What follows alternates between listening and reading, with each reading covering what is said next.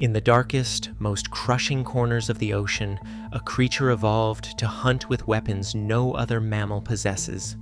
Amplifying sound into a 230 decibel shockwave, its enormous head a living sonar cannon.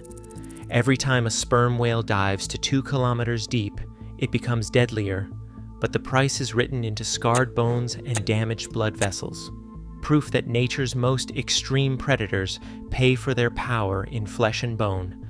Why did evolution forge such lethal brilliance, only to let it carry an invisible cost? The answer lies in the abyss.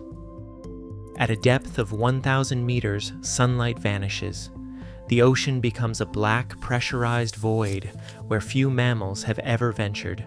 Here, every square centimeter of a whale's body is pressed by more than 100 times the force felt at the surface. At 2,000 meters, the pressure climbs to nearly 200 atmospheres, enough to collapse a human lung in seconds. This is the world where sperm whales hunt, a world where the rules of biology are rewritten by necessity. The temperature plunges near freezing, and the darkness is absolute. Beyond 700 meters, even the faintest blue wavelengths are gone. Eyesight becomes useless. Prey, like the giant squid, drift through this midnight zone, invisible to anything that relies on vision. For a predator to survive here, it must abandon the tools that serve most mammals and invent new ways to sense, move, and kill. A sperm whale's body is built for these extremes. Their lungs are collapsible, ribcage flexible, and blood carries oxygen reserves that dwarf those of any land animal. But the most striking adaptation is their head, a massive structure that can make up 1/3 of their total length. This anatomical investment is not for display, but for survival. The whale's skull and the organs it houses are engineered to withstand crushing pressure that would shatter bone in less specialized animals. Every dive is a test of limits.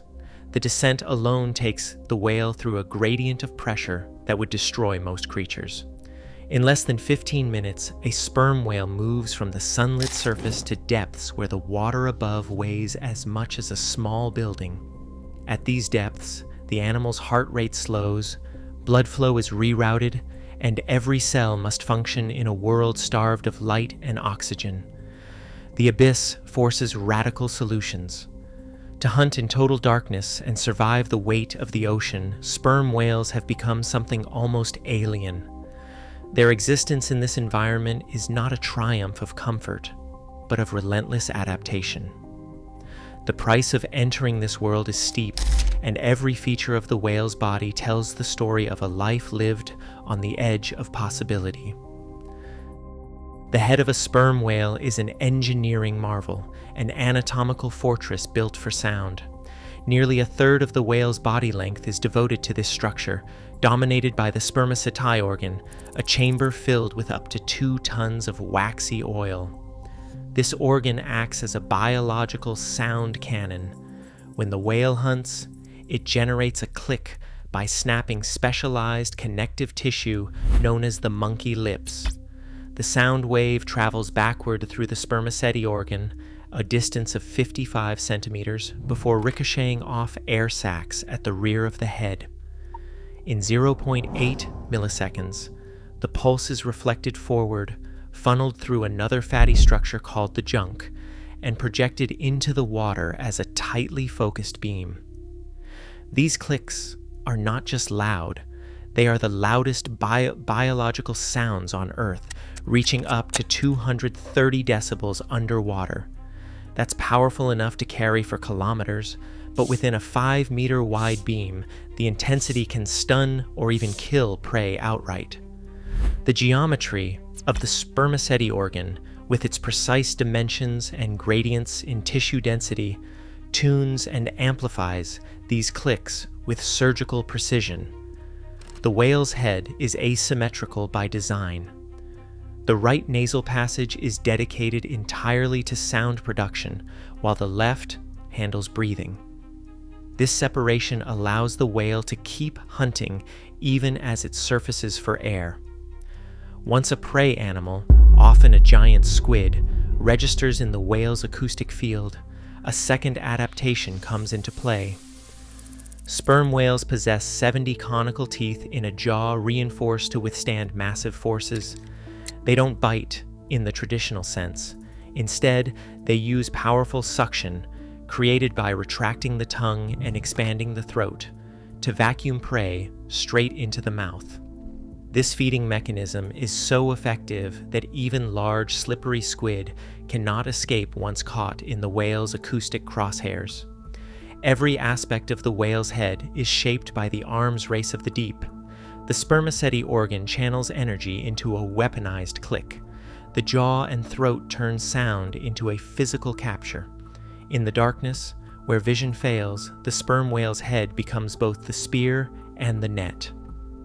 These specializations have made the sperm whale the apex hunter of the abyss, able to find and subdue prey in a world where most mammals could not even survive. Deep inside the body of a sperm whale, the toll of each dive accumulates in silence. Bones that once seemed unbreakable begin to show hairline cracks, microfractures invisible to the naked eye, but unmistakable in high-resolution CT scans. These fissures often run along the ribs and vertebrae, where the forces of repeated compression and decompression are at their greatest.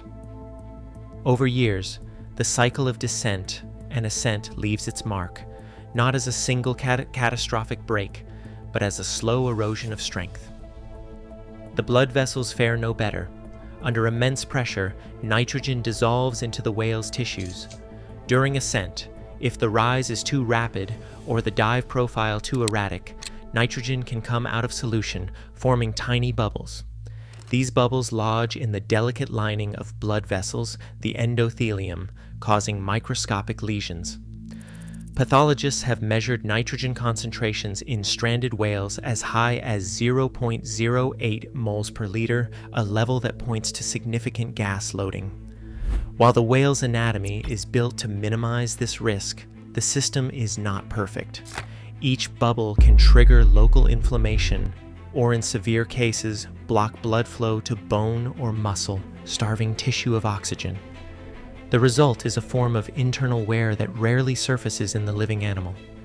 Only after death, or in the aftermath of a stranding, do the patterns become clear. Chevron bones pitted with necrosis, ribs showing signs of chronic stress, and blood vessels marked by the scars of repeated insult. These injuries do not halt a whale's ability to hunt or reproduce in the short term, but they accumulate year after year, a record of every journey into the deep. The invisible cost of being the ocean's most formidable hunter is written into the very structure of the whale's body. On a cold January morning in 2016, the tide carried a group of young male sperm whales onto the North Sea coast. Necropsy teams moved quickly, slicing through blubber to reach what the living animal could never reveal.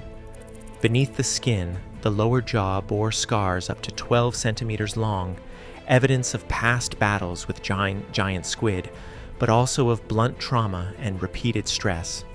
Deeper still, the ribs showed patches of osteonecrosis, bone tissue starved of blood, dying cell by cell. Pathologists trace these lesions to the relentless cycle of deep dives and rapid ascents. In one whale, the pattern was unmistakable: a dive to 2,400 meters, a 48-hour drift near the surface, and then stranding, its body unable to recover from the internal damage. Shane Giro's Caribbean fieldwork adds another layer. His long-term catalog, known as the AHAB dataset, tracks living whales over decades. Photographs and drone footage reveal a lifetime of accumulating scars, jaw asymmetries, and healed wounds. Each mark is a chapter in a story of survival, but also a record of mounting physical cost. Some individuals, like the bull, known as Ahab, display jaw deformities so pronounced that feeding becomes a daily challenge. Yet these same whales often hold dominant positions within their social groups. Hal Whitehead's demographic analysis brings the evolutionary calculus into sharp relief. His data show that males who push the limits, those with the most pronounced damage, enjoy a 30% increase in mating success compared to their less scarred peers. But the trade-off is stark. Their average lifespan drops by nearly 20%. Natural selection does not reward longevity for its own sake. As long as a whale can dive, hunt, and reproduce, the cost of broken bones and failing organs is paid in full. The deadliness of the sperm whale is inseparable from the price exacted by the deep. Right now, sperm whales still dive beyond human limits, pushing biology to its breaking point for survival. Their struggle exposes evolution's trade-offs, raising urgent questions as human technology edges into the deep. Nature's arms race always comes with a cost. The ocean never gives up its secrets for free.